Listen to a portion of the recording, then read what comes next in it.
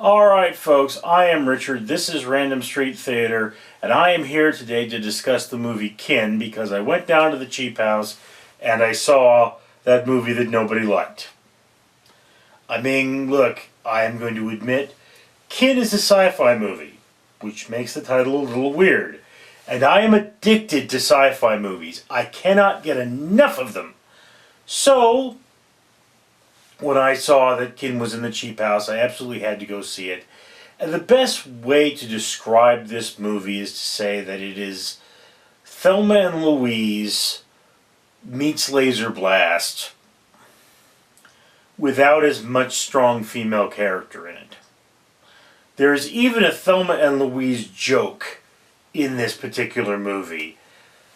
But, I mean, really, I think what happened is that some kid fell asleep somehow watching both Laser Blast and Thelma and Louise after eating too much pizza, and this movie was the result. So what you have here is a road trip where you have, in this case, two brothers. One is adopted, one is not.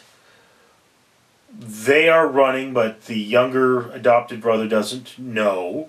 I don't want to spoil why, but the kin in this is that they are brothers and that there is another person hoping to avenge their brother, kind of chasing after them. And of course, this young man has gotten himself a futuristic weapon, which pushes the story along. So it's sort of the, I don't know if you'd call it a MacGuffin at this point because he's got it, but it's the thing. It's the magic sword. It's that thing that the mentor gives you. And again, this is a tired plot. And to say that it is fresh in this is to lie. I have to be honest here, again. It's not that the acting was bad. I felt the acting was fine. It's not that the special effects were bad. I felt that the special effects were fine.